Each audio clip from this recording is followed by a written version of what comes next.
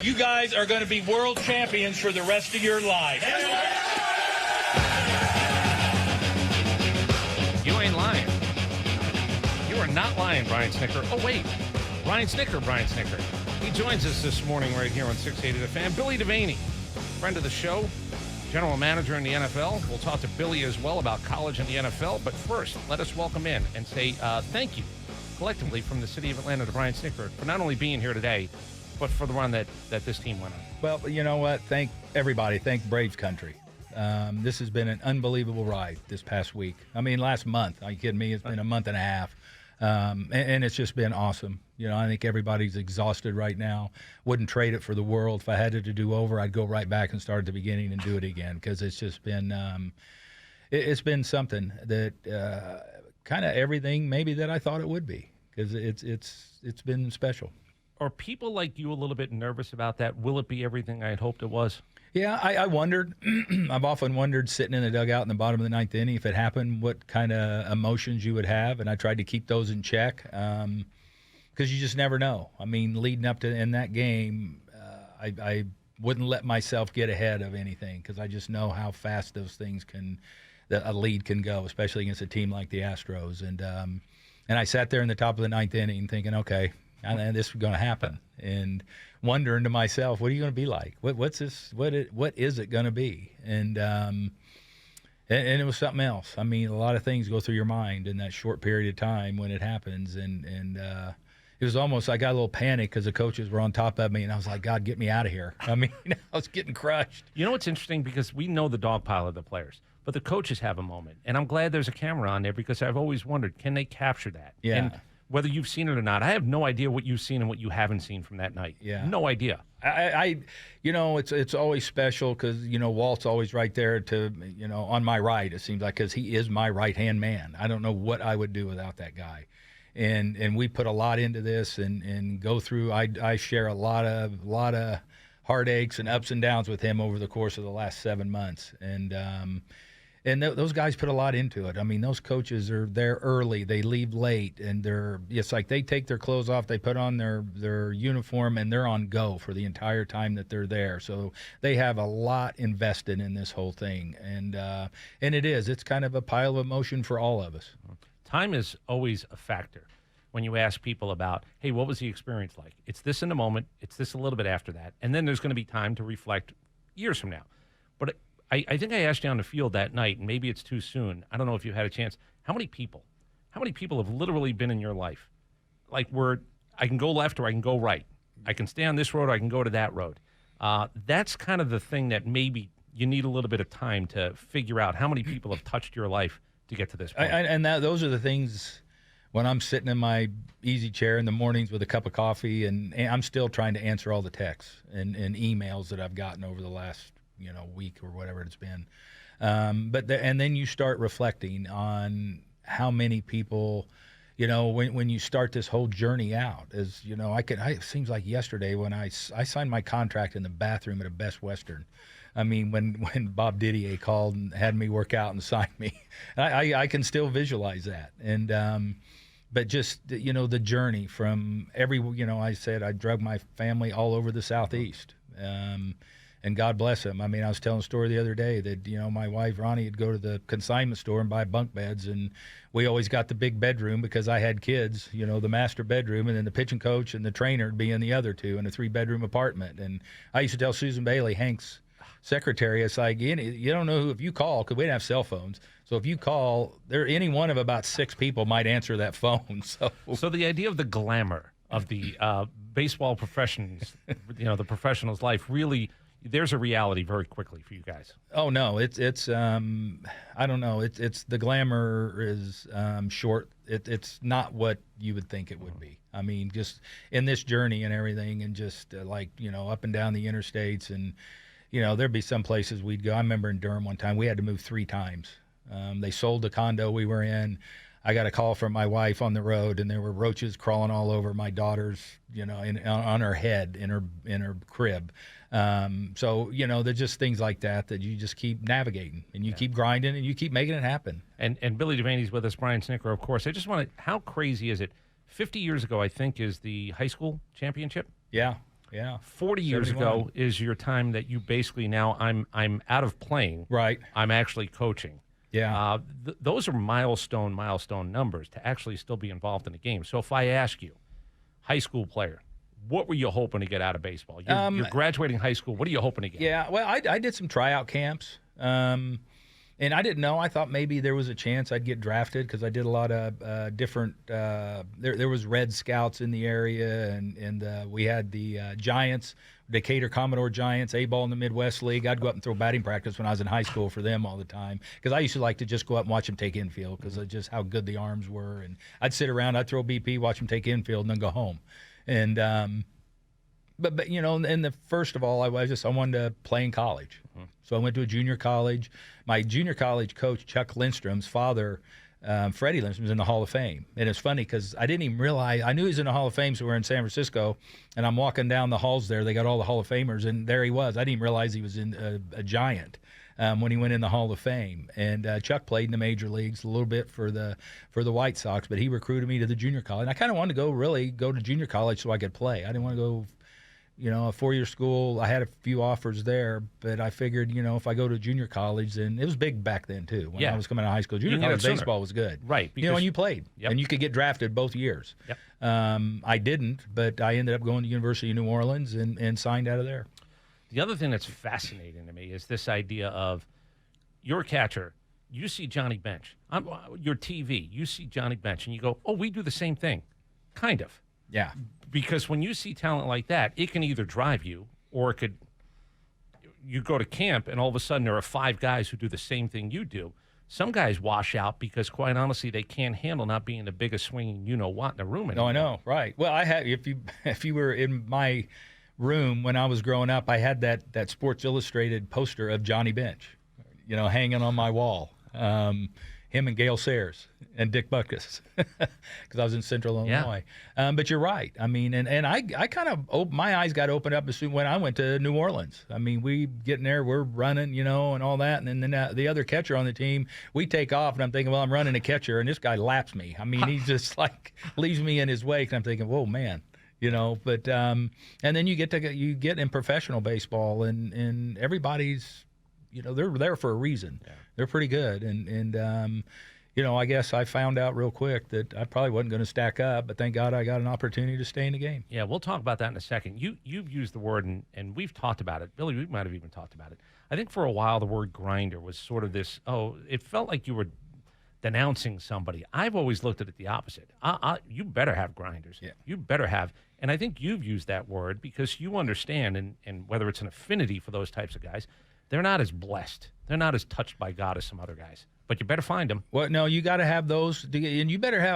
I look at our team this year. Those guys they're grinders. I mean, they're the best of the best in the world at what they do. But you better be.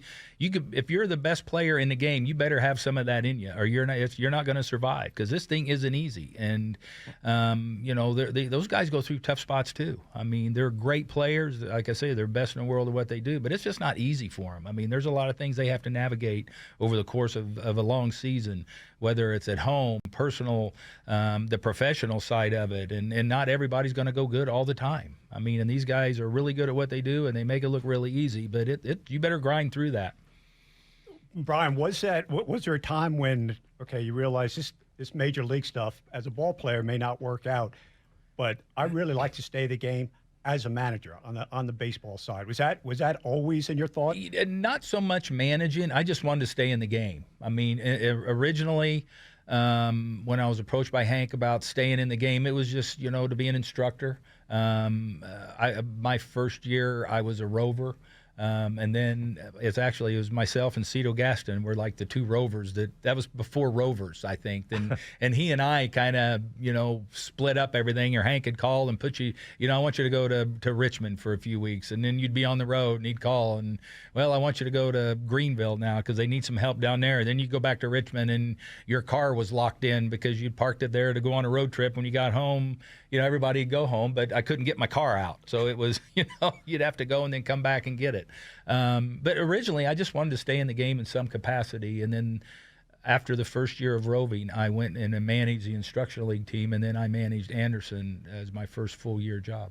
And I always remember growing up and hearing a saying for a long time that the best managers are the guys that where it didn't come easy, that they had to work at their craft and they had to grind and kind of do the dirty work. And the superstar kind of guy, it's harder for them to relate to the players. Does that still hold true? In Major A League? little bit. I mean, it's a totally different evolution now than it used to be. I mean, it used to be, you started and you worked your way up, and then you managed and you worked your way up, and then hopefully you put yourself in position to get to the major leagues. I mean, we were all looking to go to the major leagues, all the coaches. And the good thing about the Braves is we go to spring training every year, and in that little coaches room in West Palm Beach, where it'd be the same guys every year. We might be doing different jobs, and because Hank would say, we want you to go to this level. We want you with these guys, or then you'd go to AA, then you go back to A ball, and nobody even thought anything about that. We all knew that, when they wanted you, they would put you in the big leagues if that situation or opportunity arose. But we all were going to do whatever Hank wanted us to do, because we were all about the organization and trusted him. That's the thing. How long did it take you to realize how you have to talk to an 18, 19, 20-year-old as opposed to the 22-year-old who might be sort of the AAA guy and maybe he's a 4A guy, but he might not be? There really is an art and a science, is there not, to talking to players? I didn't just start this job knowing that either. I mean, that comes with just experience. I mean, I came into this with a lot to learn because I started at a young age managing, and it took, it took a while before you figure that out, and probably I started figuring it out after I came to the major leagues as a coach, and then went back, and then things like that became a little more a part of who you were, and how you're looking at what those guys are going through, and having a greater respect for what they're trying to navigate also. So it's just not something that you hit the ground and you have that. That's part of your experience as a manager, and why it was good for me that I spent the time that I did in the minor leagues managing, because you have to go through some of that stuff that I think a lot of these young guys that get these jobs now in the big league, they haven't experienced a whole lot yet, and it's I just look at them and it's got to be tough. Is the biggest A to Z, and Billy is a GM, you had to release guys, you got to cut guys. The A is, I'm going to tell a guy he's moving up, or wait, I'm going to tell a guy he's going to the major leagues. The Z is, I'm going to tell a guy that I think it's done. No, I remember again, like it was yesterday when I was managing Anderson, I had to release a player. I didn't sleep the night before. And I brought that kid in, and I mean, I didn't know, I didn't rehearse anything, but I brought him in. I figured I'm just going to let the thing happen, and tell him that we don't think he's, as an organization, we don't think you're going to play in the big leagues. We're going to release you and give you an opportunity. It's still not.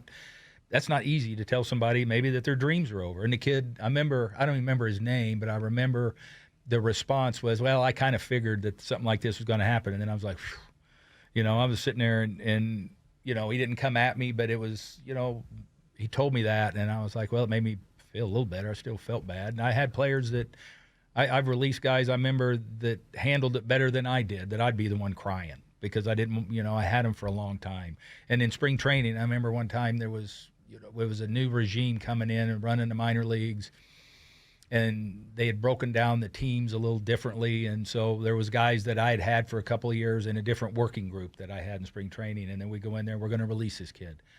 And it's like, so they were going to have the manager that had him in that working group was going to release him. And you don't want to release guys, but I remember I raised my hand. I said, let me release this kid. No disrespect, but that guy doesn't know him. Right. And I've had him, and I'd rather it come from me than somebody he hadn't have any history with. But it's kind of amazing that you become the guy you became, where people have talked about you this way because of moments like that. Had you just decided, I'll sit on the sidelines, that's his job now, you probably are not the guy who needed to learn the lessons to put you in a better position today than you would have been if you got this job 25 years ago. No, absolutely. I said I'm a lot better off in my my hair day. I wouldn't have been good at this job when I had hair for whatever reason. I mean, it's, things happen for a reason. I think I had a hard time buying into that at a younger age, but now I kind of think that, it does. And I got this job, I think, at a good time in my life. I think as much as anything too, when you release, especially the star player, that it's over. these guys are super competitive and they've had great careers. They still think they can play. Like as soon as I got to St. Louis, we decided Orlando Pace, Hall of Fame player. It was over. I talked to Orlando, unbelievable, one of the all-time gentlemen. I mean, he understood and he got it. Torrey Holt, I mean, greatest show on turf. Same. He didn't quite get it. He still thought he can play. So it was, I was the butthole. Okay, that was great. But the important thing is you got to talk to these guys like men. Number one, it's the right thing to do, and they deserve it. But there's 51 other kids looking at how you handle that situation. And if you just have the assistant or the human resource person do it, or it's cold, that's a reflection on you, the rest of the locker room also. So I think the way you handle that situation, like I said, number one, you treat people the right way, and they deserve that. But also it's the other guys are looking like, oh, man, they treated those guys like dirt going out. What are they going to do with me when it's my time? Well, I think the biggest thing is just tell them the truth. Right. And I've told players that. I mean, when you have tough conversations or you bring them in and I had to have some of that this year. I mean, all of a sudden we get 4 major league outfielders dropped on us. Somebody's not going to play. We don't have the DH. And there was I remember a conversation that I had, and it was just like, I'm going to go with the other guy. And I'm just going to tell you the truth. So you don't have to worry about whether or not you're going to play right now. You're not. And if you tell a guy the truth, there's nothing they can really, and they respect that. And it's like, well, good, I'll be ready to do whatever you need me to do to help you win a game. Snit, what do you again, I don't know what you've heard and what you've seen. Like, have you been able to hear the calls, or have you? A few. I haven't really sat down and I had time to sit down really and process. I'm sure parades. It's been it's different. The guys told me it's going to change your life forever, and it has so far. I want to ask you something about Troy, because a couple of people had asked. I put something out there, and well wishes from everybody in the city, no doubt about it, through social media. People said, please say thanks. They talked about your mustache, how sweet that thing was, and I agree totally with a couple of pictures that you got to bring that thing back. But I saw that night in Houston, your son, I thought, did one of the classiest things. He stayed in the dugout for quite a while with his kids and did not come out because you were doing a little bit of a car wash of the interviews. I know eventually I saw Ronnie, your wife, and I said, did they get a chance? And she said, yes. I'm not asking you to divulge exactly, but tell me about that moment walking into the dugout to talk to him. No, it was, I had the kids with me. And I'm not sure. I think you told Ronnie that Troy was down there, if I'm not mistaken, which I appreciate. Okay. So Ronnie, myself, and the boys, we went down into their dugout around the corner, and I'll show you a little picture later that we had from that. But it was special. Just we had kind of the group hug and love, and I could tell he was really happy for Dad. It's because it was just that was. That whole part of this thing is just so surreal also. Us being there, and him on the other side. That just doesn't happen. I told his mother, it's like, you better be ready, because I said, there's a lot of women here that cover this that are mothers, and they want to know how you're feeling right now. And that was made it just as special as getting to the World Series, having him to be a part of that and to be on the other side. I say you can't create it. It's just something that, as much as anything, I'll remember that for the rest of my life. But I will say, raised well in the sense that he knew that time. You probably wanted it to be private, didn't need to be public, but he really did tuck himself away a little bit while all that was going on, where you had an opportunity to speak to the people that were looking to speak to you. Yeah, no, and I looked across the dugout in the bottom of the ninth, and I could tell I spotted him kind of viewing in and looking at Dad to see how he was going to react. But it was special. I mean, he's a great young man. I mean, he's a wonderful young man. He's really good at what he does. He was raised in the game, and he's really, really good and got a bright future in the game. He'll be here. That'll probably be part of my retirements, following him around to some of the good cities and eating all the good restaurants and all with him. So, but it was special that we did have that moment and took some pictures and away just. Me, Ronnie, and Troy. Yeah. Real quick before Scott Boras comes on, one of the guys on the morning show, Hudson Mason, actually asked a question, and he had said he wanted to know if I could ask it. You said it took a while to get the text messages back to people, and you're still doing it now.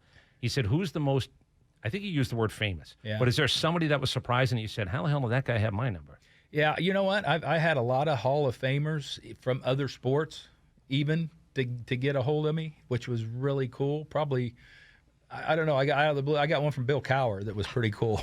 That I'd met and gotten to know him over the years, and a lot of guys, the old managers that have been through this in baseball, all reached out to me. Did you mention Grady Little this morning? Grady called me. I talked to Grady this morning. He called. He's going to let the thing. And we keep up. We send each other pictures of our grandkids, and I love Grady. God, what a personality and just a great friend and a big fan.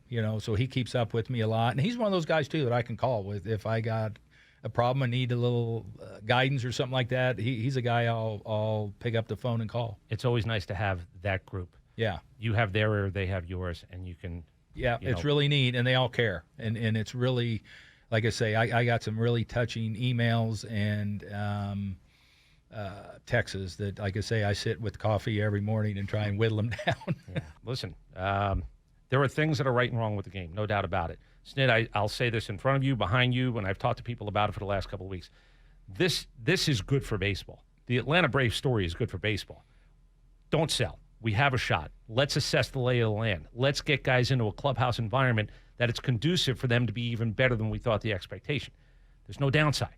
Scott Boras should not have mentioned the Atlanta Braves. You can do whatever you want. You can have your meetings. You can bully pulpit for all I care.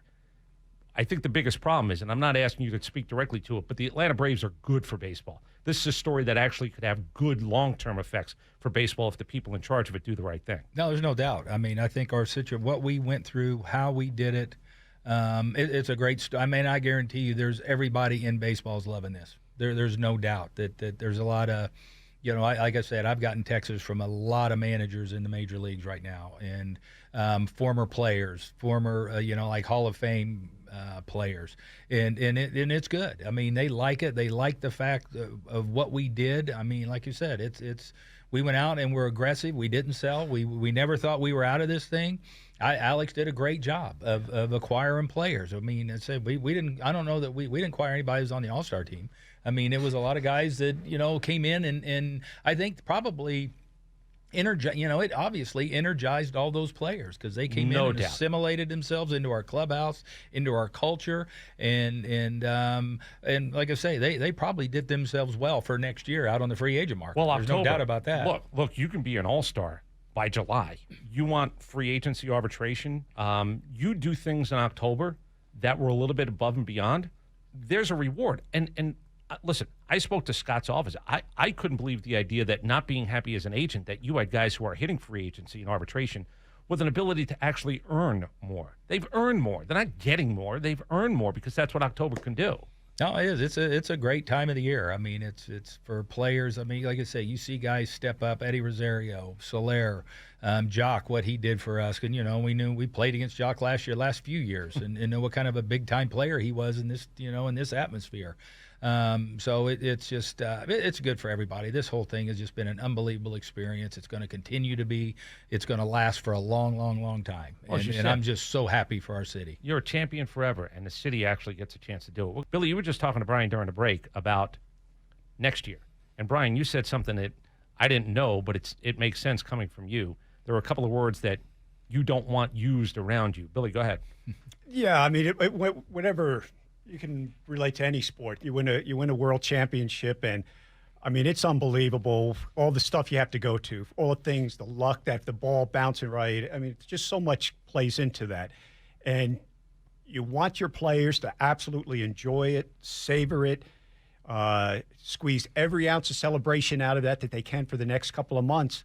But understanding there's another season just 3 months away, ready to start up. So when these kids come back, you want in their mindset, okay, now that celebration, all that stuff, that's gone. Congratulations, but we got a big grind ahead of us right now, and I don't want to talk about last year and where we were at certain points during the year, and let's not worry about it. We know how to handle that.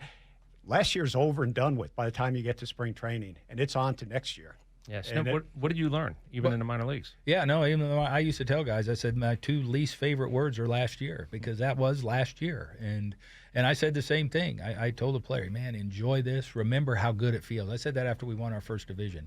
It's like, remember how good it feels and all the hard work that went into this, and your off-season workouts, and when we get to spring training and we're doing rundowns and cutoffs and relays and things like that, the necessities of being good, and how important little things are when we're trying to win those games in October. How one little thing, base running, not hitting the cutoff man, little things like that can change a game, because runs are so hard to come by. We saw that starting in the Milwaukee series, is how tough it is to score runs in the postseason. And and it's a new, and they're going to be new guys. They're going to be, there'll probably be a dozen or more new faces the first time that I address the team in February that are going to be sitting there in that auditorium when we start this thing, and they're not going to remember anything about last year because they weren't a part of it. Right, and I mentioned Charlie Morton up on the stage on Celebration Day. He said something about, I thought it was really interesting, where he said, I'm going to look around, and I hope everybody else does, because this group will never be together again in this form unless they bring us back, and God willing, all of us can come back 10 years from now, 25 years from now.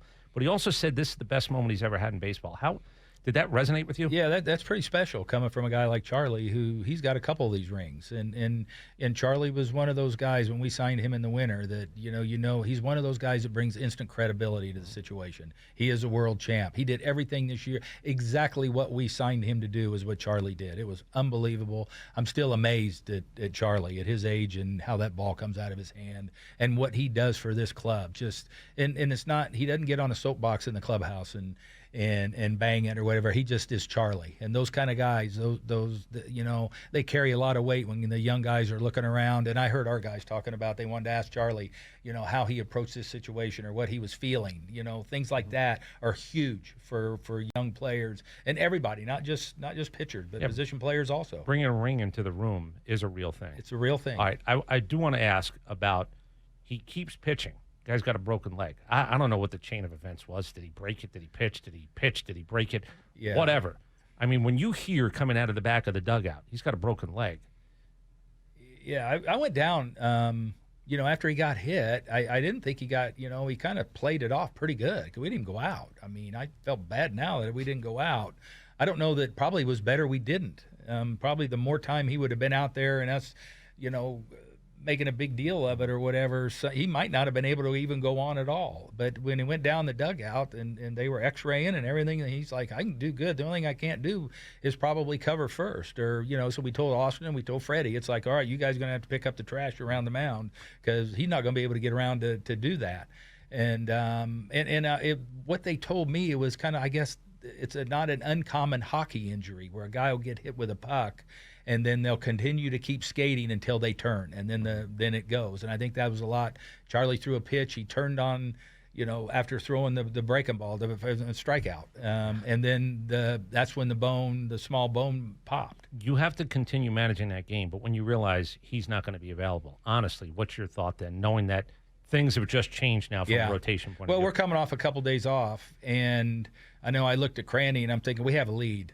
So, I mean, why not go for it? I'm not thinking about tomorrow. Mm-hmm. We're not thinking about 2 days down the road. It's like we got a fresh bullpen, and I'm like, so it's like, we're like Minter. I just saw Minter. And then Minter came off that inning, and he went out the next inning. And I know he's reading my mind thinking, okay, now we'll bang him and whatever. And he come off that mound and he come through that thing. So I'm going back out, and I'm thinking, well, hell, I ain't getting in his way. I mean, if you feel that strongly about going out, go ahead, because we figure we could put him down the next day and then have the off day, and he'd be good to go for 3 more days or probably the rest of the series. He's the one that's a huge time right there to bridge that game, especially with the lead that we had, and that's I just kind of felt like we're going to go for this one. Yeah, just getting back to when we were talking about getting on to next season. Mm-hmm. I think of, because I'm partial and biased toward the personnel side of any team, and I think about where Alex is and the scouts and the personnel people. Aren't there general managers meetings going on right now? Yeah, just got done. So these guys are on to next year already. I remember when we won the Super Bowl in Washington with Doug Williams out in San Diego, and We had a flight back the next day. We spent the night in San Diego, got up in early morning to go back to Virginia. We actually had a mini personnel meeting in the galley in the front because it was this Plan B free agency was about to start, and we were so late in the season now. Both teams, Denver and ourselves, were late in the season. We had like a week to figure out what 8 or 10 players we were going to leave unprotected, and we started kind of talking about, okay, who do we have to make decisions on? And here are the guys we know are safe. And I remember thinking to myself, it's not even 24 hours. Can we just enjoy? We're still on the freaking plane. Can we just enjoy this thing until we get back to Washington? And we were on, and then we landed, spent the night, and the scouts and the personnel and Bobby, got on the plane, went down to Mobile for the Senior Bowl. So that's where the personnel side of things are. Right, they're already on to next year. Alex called me. So we got back. We left Wednesday, like Thursday morning, Friday. It's like I got all these. They had all these Tinder type things, and I don't understand a lot of it, but it was like he was on. I mean, it was like game on for next year. Yeah. He was still feeling really good and all, but he had work to do. Absolutely. I mean, and like you say, his staff, and they're in the general manager meetings, and and I've had a number of conversations with him already that it's about next year now. I mean, there's things that you get, like you say, you lose a month. Or more in the playoff. We played through a lot of this stuff that would normally be. I said we played through fall. I mean, I just woke up and football season's about over. And my daughter called me the other day and she goes, "Dad, you realize in 2 weeks it's Thanksgiving?" And I was like, "Oh my God," because I always look at Thanksgiving, starts the holidays. The next thing you know, it's the Super Bowl, then it's baseball season. Right. I mean, it's just goes so fast. You have a calendar. You have an internal calendar. I told the coaches. I said, boys, don't think it's not going to seem like tomorrow that we're waking up at 4 a.m. and we're in the clubhouse in Northport, putting together a schedule. I'm numb. This is the greatest thing in the world. Braves country, we appreciate you and love you. We love all of y'all. Thank you for coming here and being a part of this with us, because we couldn't do it without you. And these guys are up here, they love and appreciate you all also, man. It's just so, honey, we did it. Brian Snitker still laughed, and I'm telling you, we had talked about that moment the next day. That was Snit. That's as good a moment as it gets, because you saw your wife, and you knew that it's not because you had to. It's because you wanted to. The moment was so perfect to sort of acknowledge. Yeah, she was sitting on that with the kids, and and I said, it's if it wasn't for her, I wouldn't have been up there on that stage. I mean, it's Troy wouldn't have been over in the other dugout. It's what she's went through, what I've put her through, how she's endured, and man, she's the star of the family. And it's just it was, and like I say, that wasn't rehearsed. I just saw her there and wanted to.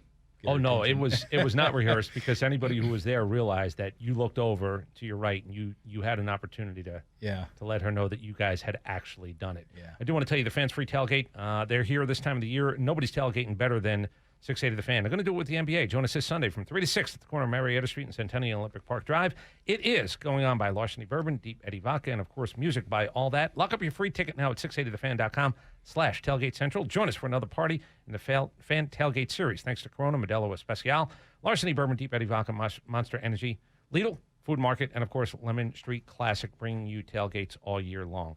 There was just a column, an article in ESPN, and we talk about people who help you get to a certain point in not just your career, but your life. You had a very close friend who, when you're honest about it, when you were told you're going off of the major league staff back down to the minor leagues, this was not Brian Snitker being one of those guys who said, "Oh, shucks, I'm here to do anything the team wants." It took a little bit of time, conversation. Can you just talk about how that played out? Yeah, no, it's yeah, I remember we talked that we had heard that at the end of the year there might be a tweak in the staff, and I got called in after the Dodgers beat us in the division series, and was told I was going to be reassigned to AAA and to manage that team, and kind of, I'll be honest, caught me off guard.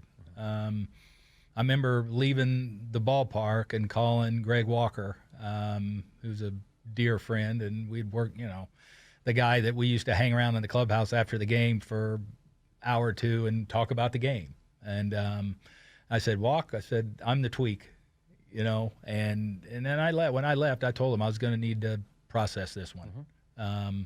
And I went home, and a good buddy of mine, Mark Lang, who's since passed away of cancer, was a dear friend, and we'd done a lot of stuff together, just kind of palling around, and he and his wife Jane are just really good friends. You know, when we needed something, or he was always there, help anything with the kids, myself, personal matters, whatever. Well, he was, you know, he's one of those guys, those friends you could call and talk to about anything. And I told him what happened, and he says, I'm coming over. And we sat on the back porch. We, you know, and just sat and had a few beers and talked about different things. And you know, and he was really a good sounding board for me that day. And we sat for a long time. And, you know, he helped me process and just go over at the time in my life where I was, what was going on. My mom was in a nursing home, and we had to, and Ronnie, God bless her again, in that situation, was taking care of her also.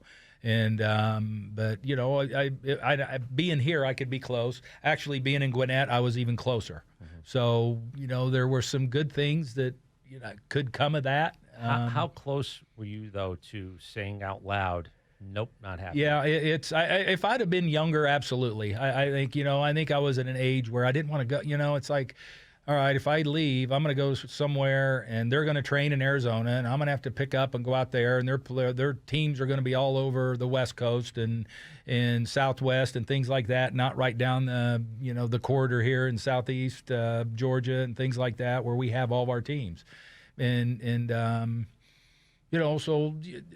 it was just one of those things. It processed a lot of things, and in the end, obviously, and I'm glad I did, I decided to stay and manage AAA. And I mean, I had a good time managing AAA. I mean, I didn't mind it. I kind of came in with a little different toehold than I had before, because I'd been to the big leagues, and it's a lot of mending fences with guys that get kicked out of the big leagues or they get sent out. And I said, it's like, I've been there and done my job and got kicked out. So you're preaching to the wrong guy right here when you come with that sob story to me. So if you want to get back, then you better do better. You know what I mean? Do better. Because you know what? When it comes time and they ask me, if you're not the guy doing good, I ain't going to recommend you. Right. If your head is down and you all of a sudden feel entitlement, what the hell am I doing here? Well, you're here for a reason. Get the hell out of here by playing so good. I play better. Yeah. The back porch and beer, has there ever been, seriously, back porch and beer, that combination to have the right friend with you, that really becomes sort of a turning point at that point. It is. That was, I don't know if I'd have sat there by myself and stewed so it was good to have Mark there. Like I said, he was a trusted friend, a dear friend. I loved him to death. And you know what? He was always the one, and his daughter's a judge in Gwinnett County now, and she texts me all the time. But he always said, "Yeah, man, we're with you, win or tie." So and honesty. It's he got it. I mean, he grew up outside Chicago, Bear fan like we did, and went to Wisconsin, and so it was good. That was huge, I think, at that point in my life, to have somebody like that I could call on and sit out there and talk to. Billy, I don't know if you have anything from winning the Super Bowl in Washington, but Freddie Freeman did something with a baseball at the end of the World Series. Yeah, and that's not something I didn't even realize till afterwards. And he said, he told me, it's like, I left something on your desk. Then I watched the replay, and I see him put that ball in his back pocket, and that's so Freddie. I mean, that is just so Freddie, and why we all love him so much, and he is the person that he is. He brings so much more than a guy that's just an elite baseball player. I mean, he's been big in the fact since I've been here, he's been huge in helping me get through a lot of things here as a manager of the Atlanta Braves. There's a circle where he said, that guy's the manager. He literally went into the front office, which players don't really have a right to do very often. He went into the front office and said, we have a manager. His name is Brian Snitker. And the full circle moment of him bringing you the baseball from the last out, where that could have gone in a couple of different places, including his mantle. He wanted to make sure. Yeah, and like I say, that is so special to me. I have already put it up in at home. And, every time I look at that, I got a couple of balls like that players have given me that are kind of validate everything that I've been trying to do in my baseball career. And that one right there ranks right up above, right at the top, that he could think to do that in that situation. Yeah, this may not be the right phrase to use in relation with Freddie's situation, but you can't put a price tag on stuff like that. What a guy brings to the intangibles. When you have a star player that has the intangibles and the character like that, good Lord, man, you latch on to that guy. I mean, I'm sticking my nose in where I know it doesn't belong, but Yeah, Mr. GM. you got a lot of nerve. I mean, the effect he has on, I mean, through the whole team, the locker room, and when things turn to crud, which they always do, you know, they're going to turn to crud during the season this year. You better have guys like that in your locker room to hold that stuff together. And man, that makes me. I love the guy. I don't even know him, but hear stuff like that just speaks. And I think we're fortunate because we have, you know, that locker room's full of guys like that. I mean, and guys that we've raised. They're our players, and they're high intangible guys, huge character guys. And we've put together a really good group of solid foundation guys and these guys all of a sudden, you know what? They're not kids anymore. Right. These are battle-tested guys now. They're world champions. These guys have been through the wars at a young age. They're all young. And they're guys that you know, we felt that going into Houston, that these are battle-tested guys. These guys are used to being on this stage, and this is now, you know what? Our guys are used to being on that stage now too. How aware are you that this many guys are picking Milwaukee? This many guys are picking the Dodgers. This many guys are picking the Astros. How aware are you personally, and how aware is the group? Oh, very aware, I think. I mean, it was publicized, and that's all we heard talked about was how are we going to beat, you know, and then too, Milwaukee, what a good club. I have so much respect for that organization, and I don't know their general man. I've been kind of tuned in as I'm in the game. I'm looking at general managers and how they put teams together, how they identify players. It's really starting to get really intriguing to me, especially guys that put together bullpens. And I have a lot of respect for the guy in Milwaukee. I think he does a really, really good job. It's a good baseball team. You know, I think Craig does a really good job there. You know, they've developed a lot of those guys. They go out from without to supplement it, and it was because that's starting out. We knew runs were going to be a premium facing these guys like that, and so it was. And we heard it all the time. And then we were playing the Dodgers, and I think we were glad to play the Dodgers too. I mean, I know probably everybody in that clubhouse wanted another crack at that. You can't say that beforehand. No, you can't say that beforehand. You can't pick a side. You can't say who you want to play. No, because you know, that's just assuming you're going to get there. Right. So, but we knew going in. I mean, and I know Walt and I talked about this even in the World Series. It seemed like that Milwaukee series was last year, and how long ago that was. Yeah. But you don't get to be a champion unless you keep doing it. I know. So you better not think about what we just did, because I got another one. Line them up, knock them down. You got to win 11 games. Let me make a suggestion. Don't worry about looking at the Mets general manager and how he goes about his job, because it's almost Thanksgiving. They can't even get anybody to interview for the job. They don't have one. So don't. No, it's I won't go there. Yeah, the game's a little different, and again, I like the idea that you're paying attention, because there are a lot of things, there are a lot of moving parts. You know, it game to game 162, but there are a lot of moving parts about how you want to. I think what you guys did is going to become a copycat thing. I think the idea of somebody, do I sell? I don't have to, because I think if we do this right, in a world where the champion sort of gets copied, the emulation might be, let's go get the right group of guys. Let's make sure we got the right clubhouse. So I'm going to ask you something, and I've been thinking about this since I saw you on the field that night in Houston. At your most tired this year, how tired were you? I mean, tired that I was getting a little sick. Honestly, I couldn't eat. Nothing tasted good. You know, it's funny, when I was talking to Grady this morning, he said, have you got over the flu-like symptoms? And I started thinking about that. You know what? He's right. I did. I felt like I had the flu. Because I've never been that exhausted, and I'm still hovering on it. But when it's not going well, frustrated, a little bit angry? Yeah, you get a little, maybe more on edge a little bit, yeah. Okay. But I'd never experienced, and you just go. I mean, it's just like I said, the games are so long. You get, you know, if you're asleep by 3 o'clock in the morning, it's a miracle. And you get up, you have a cup of coffee, and you go back and do it again, and you just go. So here's the thing. I put this out there before you guys won the World Series. Was there ever, for a second, a consideration when you won, let's go out on top? This might be my time. I'm going to go out on top. No, not really. I'm not. I don't feel that way. I mean, I'm tired. I'm not, and nothing that a nap here or there, if I can get the grandkids to leave me alone, that won't cure that. But I feel good. I mean, I told Alex, it's like, I don't know. I don't have a timetable on how long I want to do this. But as long as I remember Bobby told me, his last year, he goes, damn, if I knew I was going to feel this good, I wouldn't have retired, But I do want to do some things. I don't want to work, and I don't want to die in a dugout. I want to be able to, like I say, to go see the grandkids play sports and maybe follow Troy around in his career and travel a little bit. We haven't been anywhere. We haven't done anything really. It's like the off seasons are a blur, and somebody said, you going on vacation? I'm like, God, I wouldn't know how to plan a vacation, quite honestly. So the concept of going out on top. No, it didn't hit me. I had people ask me that, and wouldn't this be a good time to go out? And I'm thinking, well, how do you know I won't go out on top? Quite honestly. I mean, I don't know that I don't feel like run it back that I can't go out on top. I'm still kind of feeling that way. Good. Well, again, recharging the battery helps. Being honest about being tired, being honest about knowing that there's a frustration that's going to come. Billy, you said it. Your world was 16. This is 162. Oh, my God. It's unbelievable. The grind. I was thinking that the other day. You go on a West Coast trip. I don't know what you play, 8 games maybe. 10 usually, probably. If for a football team, if you lose like 2, 3, 4 games, it's like, okay, guess what? We better start planning for next year. You go out and play 10 games. It's got to be, and then you got to come home and you got to.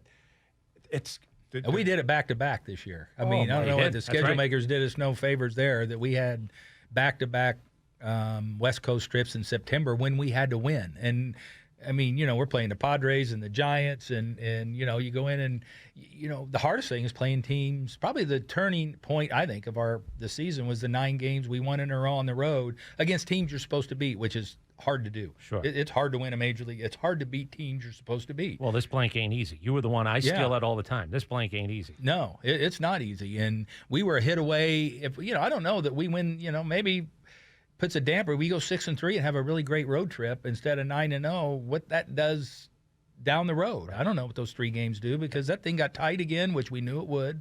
And so I mean that's rough. And then go back to back on the West Coast. I'm thinking, well, if that don't kill us off, nothing will. And the guys, man, they hung in there, boy. We won some tough games. I remember in San Diego, a really tough series there, extra inning game, tough games.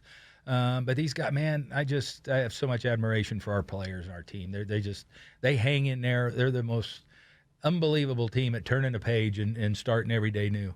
Everyone in this room that's in the Atlanta area knows how special that man is and how hard he's worked in his life to just get to this point. And for him to be able to be here in this situation, I watched him get off the bus today when he got at the workout, and it was just the coolest thing ever, watching Brian Snitker walk into a World Series workout day. So it's special, and hopefully we can get this ring for him. Oh, and get the ring they did. Frederick Friedman. Freddie Freeman talking about Brian Snitker. Actually, are you aware that not only your relationship with Freddie, Brian Snitker is in studio with us. Billy Devaney, of course, is with us as well. Were you aware that Freddie was sneaking that type of glance at you, sort of being that happy for you with everything else that's going to happen? I'm going to try to hit sliders. I'm going to try to hit fastballs. We got to figure out a way to win baseball games. But were you aware that maybe players were looking at you that way and appreciating your journey? And I, that's pretty special. I wasn't aware of that. No, I mean, I was so locked in on what I was doing, I didn't see anything. But it's because I feel that way about all these guys. I mean, it's an amazing group. It's really hard not hard to get attached to them. Each and every one of them. Let's play a little word association. First with this one, you were not up for Manager of the Year. You're too nice a guy. You're whatever. But Austin Riley was not up as a finalist for the MVP. And there were other things that went on. Alex Anthopoulos did not win Executive of the Year. Yeah. I don't know which ones you feel I'm assuming you feel comfortable talking about the other ones besides yourself, but that was sort of a little bit of a slap to people around here. Well, I really think that Austin defined everything that MVP embodies. I mean, we were a successful team. We were a winning team. He was a big, huge part of that with big hits, plays, the whole thing. He should have been I'm gonna tell you one that kind of ticked me off more than anything was Dansby wasn't on the top 3 in Gold Glove. I'm thinking, how in the hell is that happening? I mean, did the sport not watch this kid play all year? I mean, it was just spectacular what this guy did and I looked at the top 3, and I get 1.5 of them, quite honestly. But for him not to be in a Gold Glove conversations, is absolutely. I don't know that I'll ever vote for that again. If a guy like that isn't the top, and I get Brandon Crawford deserves it. But just Dansby should have been in a conversation. Yeah, and by the way, to be aware of that, to know what kind of work players do. Ron Washington, it's certainly out there every day. But the idea the players have to be there every day to do the work as well. Yeah, no, and how he showed, and you know what, not as talked about the difference in his halves, and we'll just right there with Austin. I mean, the changes and adjustments that he made, and the year that he ended up having was just unbelievable for a shortstop. And from where he was at the beginning of the year till the end, and how he cut down his strikeouts, and just his whole, how he put together a really solid year is, that kind of goes, for whatever reason, because we've had so many other good stories here, goes unnoticed. Give me something about Max Fried.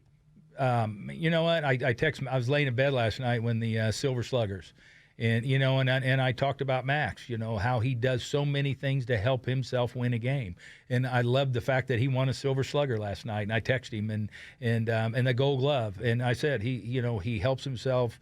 Not only with his pitches, his arm, but he's got probably the best left-handed move in the game.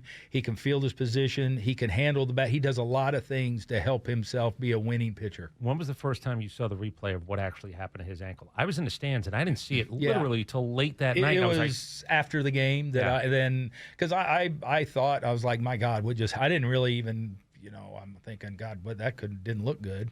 And then when he got back up, and I could see the determination on his face and everything, I think it might have just pissed him off a little bit more than anything. But then when I saw it, it was almost like that Michael's foot hit on him just right, and I think he had rubber cleats instead of metal cleats, and because that, and again, I started thinking about Huddy in New York when that happened with him, and how bad that was, and it's so, God, just thank God that Max number 1 was okay. 40 plus years of doing this, you've met guys who nut up a little bit more than others. They're not all created equally, correct? No, they're and I tell them in spring training, it's like, I'm going to treat everybody fair, but I'm not going to treat you the same, because you guys aren't the same. What about Ozzie? My God, Ozzie, I can't. I get going on Ozzie, and I could go all day. My biggest thing is Ozzie's a ball player, and I tell people, you play the game the way Ozzie plays it, and you're going to play it right. I have so much respect for that guy. Just the day in, day out work ethic that he has. And Wash has done a great job, I think, of helping these guys to develop routine. That you just don't hit the ground running and have a routine in the major leagues. It takes a while to develop it. What's also interesting is to watch them bust each other's balls. Oh. The thing that goes on between Ozzie and Wash most every day, which, by the way, keeps people loose. Yeah. Which people are looking for that type of moment. You better have stuff like that, those types of relationships over 7 months. But I don't know that I've ever seen anybody as confident as Ozzie in his abilities, and thank God. I mean, he is. That's part of being great and being a professional is having confidence in yourself. But he never backs off. He never doesn't take responsibility for everything that he does. He's consistent as the day is long. Wonderful young man. I just love that kid to death. Would you have been able to handle Jock Peterson 20 years ago? No, yeah. Remember I said I'm at a good point in my life when I got this job. Jock would have drove me crazy probably if I was 45 or 50 years old. But he came in, and number one, I think I was like the first shoe that fell when Ronnie went down. Alex showed these guys right there that we're not going to sit down on this. That this, we're not going to feel sorry for ourselves. When we went out and got a guy.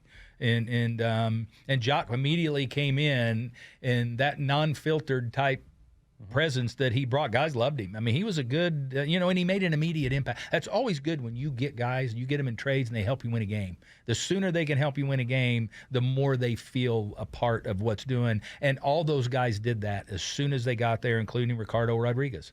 We forget about grabbing that guy at the deadline too.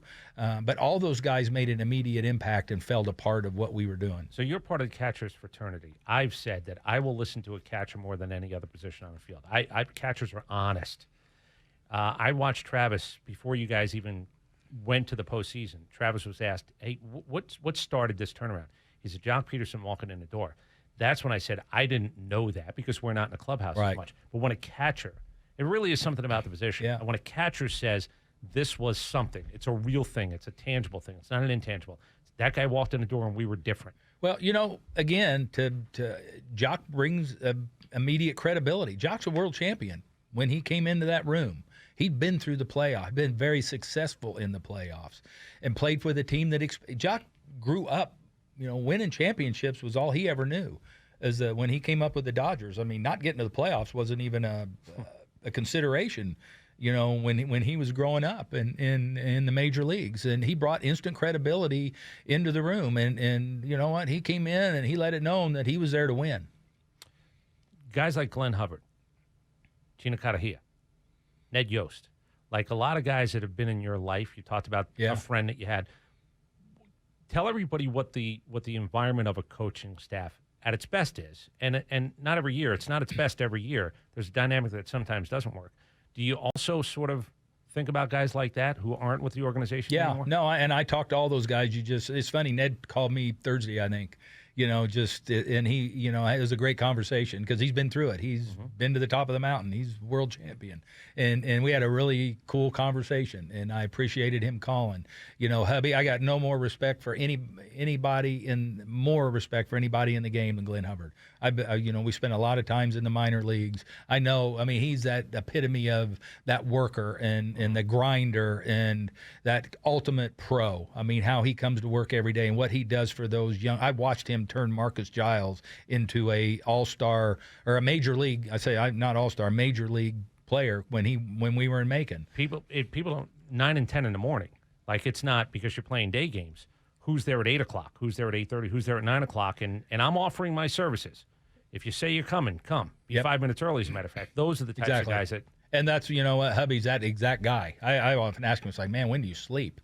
But he's out there and he's showing them how to do it. Chino's just, I go way back with Chino when he was a field coordinator for us, and I was managing in the minor leagues. And great baseball guy. I just, one of those funny guys all the time. He's throwing bad practice, keeping everybody loose, and because this is tough, man. And you don't do that, you drive yourself crazy because this is really hard to do every day. But got a lot of respect, admiration for all those guys. They're dear friends, and you know what? They're all like the first guys that reach out when something good happens. I'm going to ask you about Bobby Cox in the last segment that you hear, but I do want to. He had Ralph Houck, and I had the pleasure to meet Ralph Houck. I'm assuming at any point did you cross paths? No, I didn't. No, I just hear Bobby talk about him. So the idea that you have a guy, because when you're coming up, Billy, you know this too, being around GMs when you're in an assistant job, what do I want to take from that guy? Sometimes it's what I don't want to be. I look at that guy handling his business. I don't want to be that. And Bobby was really forthcoming about. He saw Ralph Houck and he said, I don't want to be him, but I want to take the best of a guy. You better figure out who you want to be and who you don't want to be as you're climbing up this ladder. And sometimes you see guys and go, I never want to be that. And that's part of the makeup, is it not, of who you become in these jobs? Oh, no doubt. But conversely, I've seen it probably more often the other way, Chris, where you hire somebody because of who they are, and then they try to be their mentor. And there was a guy that I had hired as a head coach, and we had a couple of disagreements, and he said, well, that's not the way, I'm doing it the way this guy. I said, we didn't hire him. I hired you to do the job. So guys kind of change sometimes. They're like, you got the job because you deserved it. Don't try to be the offensive coordinator that you just came. Be yourself. First of all, you can't pull it off. You know them. You know this. You can't BS the locker room. If you're going to try to be something that you're not, these guys see through you in 5 minutes. So the best thing to do, you got the job because you're qualified. Don't try to be somebody that you're not. Just be yourself. Did you figure it out? Did you have a Rolodex of Store that one away. Store that. I would Yeah, not yeah. handle No, things that way. I've been around a lot of guys growing up as a player, as a coach when I was roving in the minor leagues and got to see how other guys operated, and you learn what to file, like you say, and things. But to Billy's point, they'll see through. I mean, players see through. I got a text from a former guy that was here when I was a third base coach, and he says players can see you don't. They see through coaches, they see through managers, they see through the guys that are true to what they're doing. And man, you're not going to fool these guys. They're sharp, boy, and they're looking too. That's the thing. They're aware of everything going on, and if you're not, you know what? I came in and I'd been around a lot of guys over the course of my career and picked some, from column A and column B things. And I said, you know what? And I got a call from Hank one time after we won in 18, after we won the division. I was walking around the house and I was talking to another buddy of mine with another team and the phone rang. I said, I got to take this as Hank. So I better take that one. And he said, I'm proud of you for doing it yourself. And that made me, I was like, said, you did it your way. I call them the 3 a.m. sitting on the edge of your bed moments.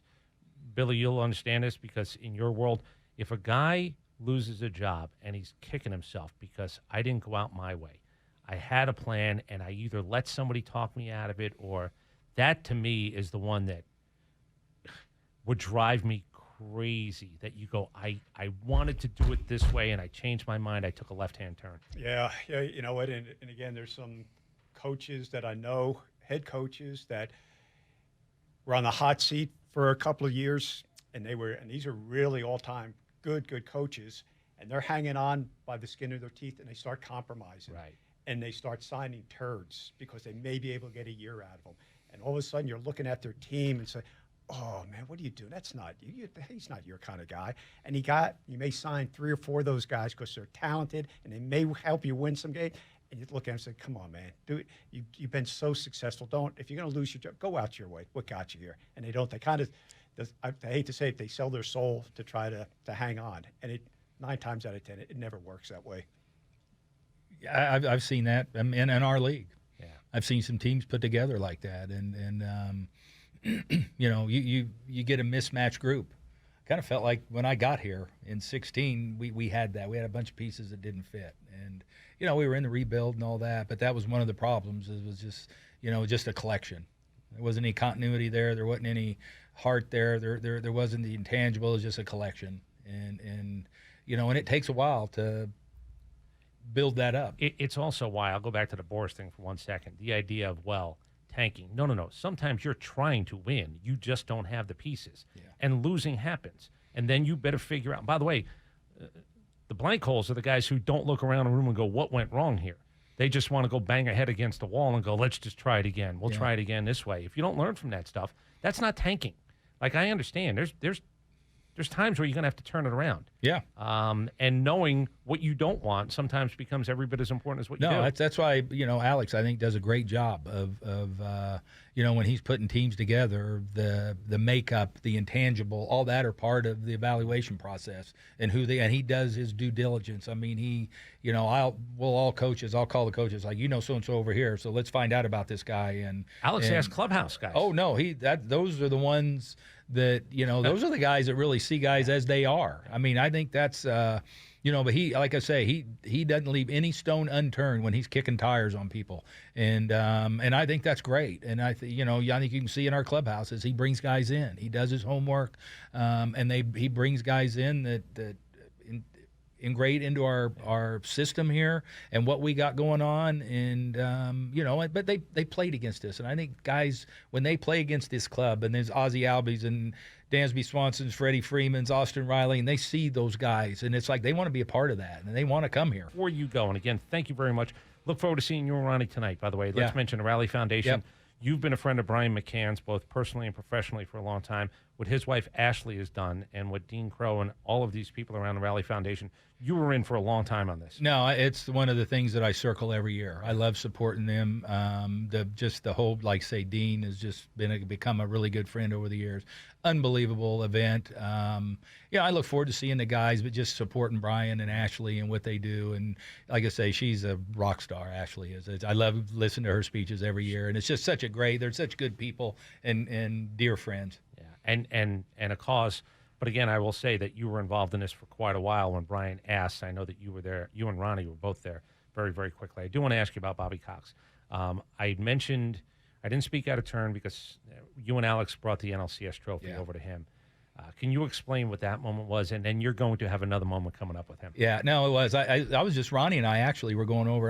It was an off day, and I wanted to see after we won the National League, and I saw I saw Alex's car, and they have these staff cars or whatever, and I say, well, somebody's here, and I go in, and Alex and George are in there with the trophy, and we took pictures, and it was so special. It was real. I got some great pictures. He was so excited, and you're right. We're gonna take that big one. I told Skipper when I left, I was like, Skipper, I'm gonna bring that big one back. And so, hopefully, we can get myself and Alex and John Scherholtz over there and take some more pictures. And I'm really looking forward to that visit because I know he's going to be very, very proud and happy and excited and for everything that's gone on. Tell everybody about the parade. I mean, blown away is easy. Yeah. Insane. The only thing I had no idea, and it's funny because the night before, I got a phone call from a manager that had won the world championship, and he said, when you go to that parade, he's like, look and see the expression on the people's faces on that parade route and all the good that your team and what you all have accomplished, how much joy you've brought to a city.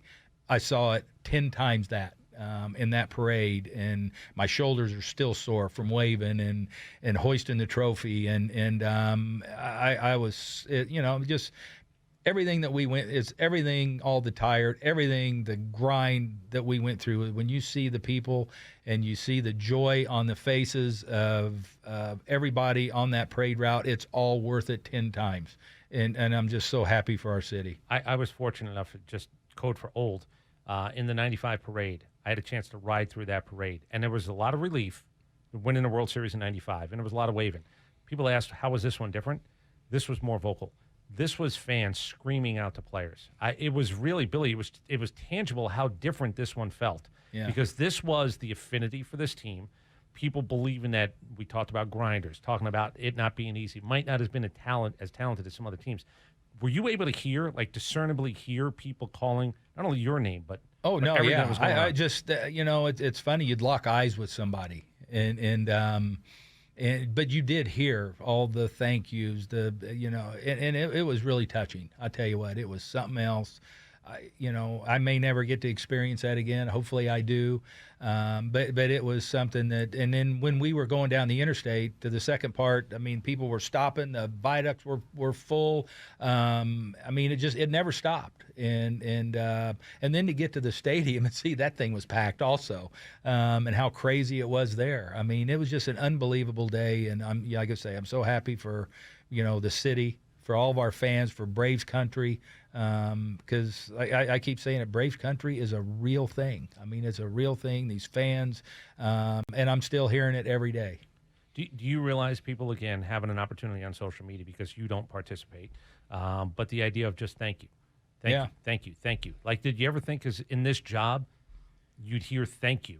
No, not really. And it's real, too. I mean, it's like you say, it's people that have lived their whole lives here, and now they never experienced this, and it's really, it's something very, very special, and it'll be something I'll never forget. Multi-generational now too. Absolutely. For the ones who were here 26 years ago now have kids. I hope these kids don't get spoiled. These little kids running around thinking this is easy. I know it's not easy. We like to say it's not easy. It's a truism that you've heard over and over again. People that win championships, it's the stuff like the parade. It's going to be the World Series rings. It's the banners that the Braves organization, the players are going to take from this. It may not be right now, of course, it's such a whirlwind, but at some point, either after they retire or down the road, they're going to reflect on this and look and say, oh my God, did we do something special? I don't even know what the World Series, the money they got, nobody even talks about that. I mean, that's an important part, but it's not, it's this other stuff. It's the fans' reaction, it's the parade, it's filling the stadium, that's the stuff that players and coaches will take from this thing, and that's the everlasting memory. It's not the World Series, the shares that they get. It's all this other the intangible stuff that they've won from the Braves fans. I know you don't hear players talk about that. It's more about the game, winning the World Series. I mean, all that, everything else is good. I mean, they're going to get a ring that they can have for the rest of their life. But I think it's more about that elation when that third out was made in Game 6, too. Yeah, I think the last part of this, and we'll finish up with this, is there are so many great players who either never competed in a World Series, never won a World Series ring. You hit it on the head. You're a champion forever. That needs to be said out loud. But you're also in a group, when you think about it, how much humping some guys have done to never get to that point.